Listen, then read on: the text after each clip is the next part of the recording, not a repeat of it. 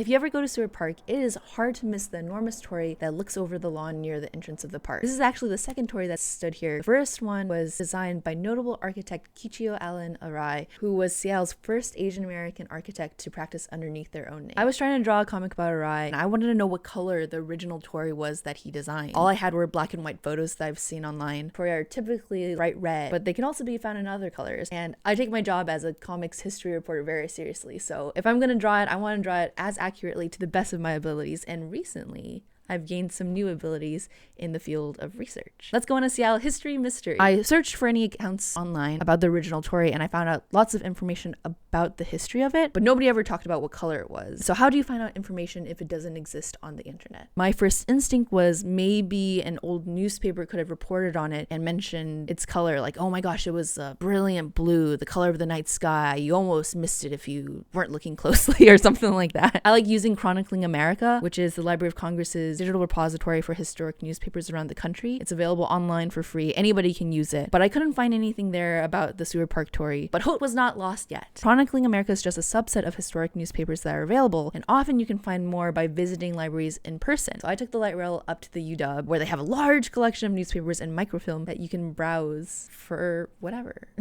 I've never used microfilm before, but a library student was working the front desk when I visited, and they explained to me how I could search for different newspapers by searching their catalog of newspapers, and then how to find that within their huge stacks. And then she also showed me how to spool the microfilm onto the special machine and scanner so that the tiny text would get magnified to an actual readable size. And it's wild for me that this machine can just spin the film so fast. And after days of searching for this information for this color, I was almost instantly rewarded when I pulled up this page from the North American Post. In the second paragraph, it read, "Torii in Seattle's Seward Park, located near one of the city's most diverse neighborhoods, is one such place. A beautiful vermilion wooden gate once stood in Seward Park." Vermilion! Which meant I could finally draw the torii in my comic. If you want to see that comic and learn about the other buildings that Arai built for Seattle and are still standing today, you can find it online at anywhere-adventures.labs.loc.gov, which is my project as innovator in residence at the Library of Congress. This year, Anywhere Adventures is expanding to 2 more locations across the country: